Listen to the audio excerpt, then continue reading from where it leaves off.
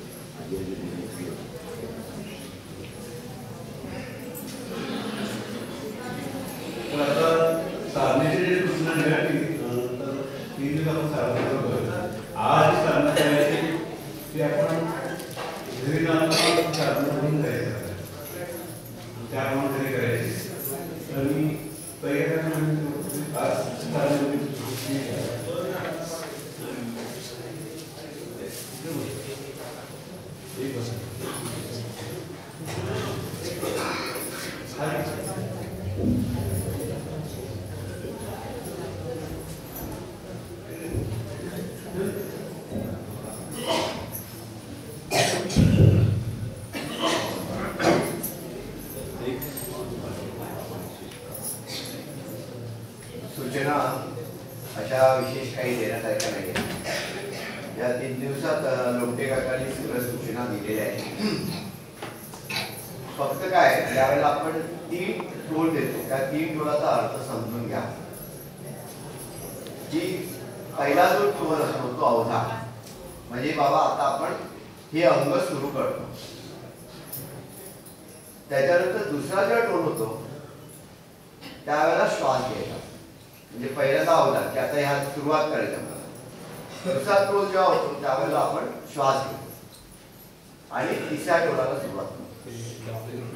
म्हणून प्रत्येक अंग ज्यावेळेला सुरू होतं त्यावेळेला 3 टोल दिले जातात. असे 8 अंग काकाने त्याविषयी सांगितलं. तर प्रत्येक अंगाच्या सुरुवातीला 3 टोल होतं, एवढं लक्षात ठेवायचं. दुसरी गोष्ट म्हणजे न्यासाच्या बाबतीत आपण जे न्यास करतो की न्यासाची जी गती आहे, म्हणजे आपण जो उच्चार करतो आणि आपल्या हाताची म्हणजे आचरण आणि उच्चार ज्याचा समन्वय असला पाहिजे, म्हणजे एकच गतीने व्हायला पाहिजे. तर याच्यामध्ये एकच गोष्ट लक्षात घ्यायची की सर्वात शॉर्टेस्ट न्यास म्हणजे हा इकडनं हा इथपर्यंत येणारा सर्वात, त्यामुळे हा अतिशय हळूवार यायला पाहिजे आणि सावकाश यायला पाहिजे. आणि त्याच्यातून एक हा जो शेवटचा न्यास आहे, 5वा न्यास, हा सर्वात जास्त मोठा न्यास आहे. त्यामुळे इथे स्पीड थोडी जास्त असली पाहिजे आणि इथे स्पीड थोडीशी कमी असली पाहिजे. बाकीचे सगळे न्यास आपले व्यवस्थित होतात. काय वेळेला काय होतं की इकडनं आपण पटकन इथे पोहोचतो आणि अजूनपर्यंत ओंकार चालू असतो. तेवढा फक्त लक्षात ठेवायचं की इकडनं येत असताना हळू यायला पाहिजे.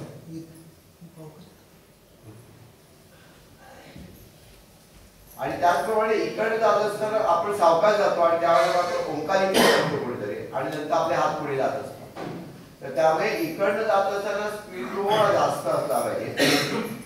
हे दोनच न्यासाच्या बाबतीत लक्षात ठेवा. बाकी सगळ्यांची ओंकार साधना अतिशय सुंदर होते. आपण नको 2 मिनिटं मला शूटिंग मध्ये अंधार होतो. लाईट लावा ते.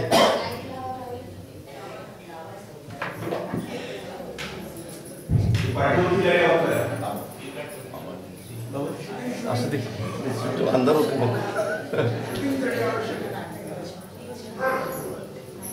शूटिंगसाठी आवश्यकता आहे, म्हणजे हे दुसऱ्यांना पण दाखवता येते बाहेर.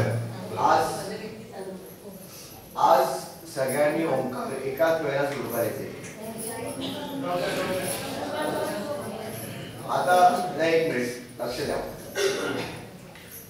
ज्यावेळेला आपण गुरुमार्गामध्ये नवीन असतो त्यावेळेला एक आपलं अवधान नेहमी असं असलं पाहिजे की समजा कोणते एखादे अंग त्याचं आपल्याला पूर्ण ज्ञान नाही आहे आपण हळू म्हणायचं.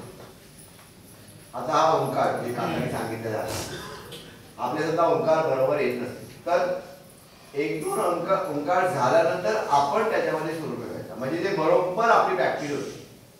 हे दोन ओंकार कमी झाले म्हणून काही फरक पडत नाही, परंतु साधना व्यवस्थित होणे हे जास्त महत्वाचं आहे.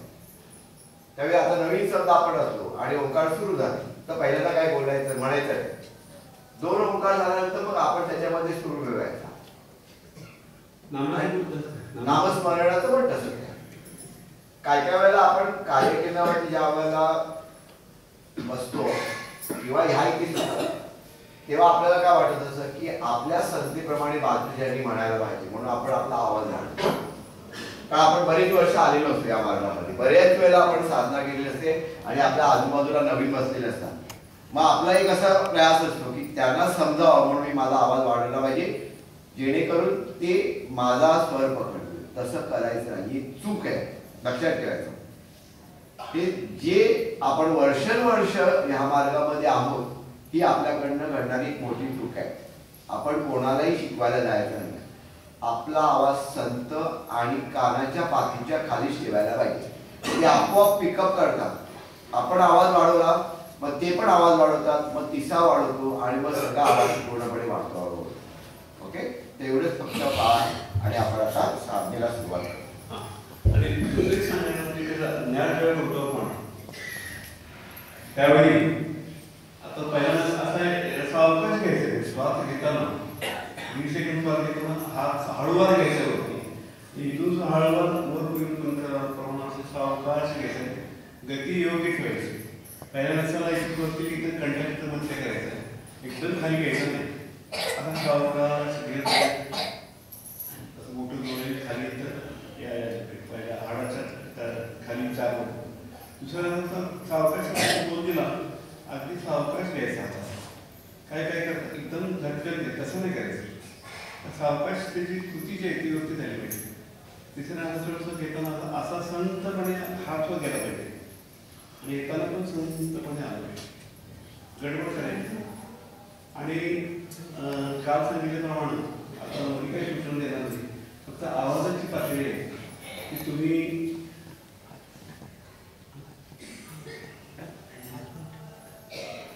आवाजाची पातळी आहे की कानाच्या हा जो अंटीना आपल्या कानाच्या मध्ये जो आहे त्याच्या खाली आली पाहिजे. आणि एकदम काय होतं, पहिले 2-3 ओंकार आणि परत एकदम आवाज वाढला आवाज 100% ठेवायचा. कारण काय होतं की असं आपण करून फुकट जायला नको, आपण त्याचा लाभ झाला पाहिजे, दादांच्या कार्याला लाभ झाला पाहिजे, खूप लग्न तयार झालं पाहिजे. हे सगळं जे आपलं कार्य करायचं आहे त्यासाठी साधना अवधान घेऊनच करायची, 100% अवधान करायची.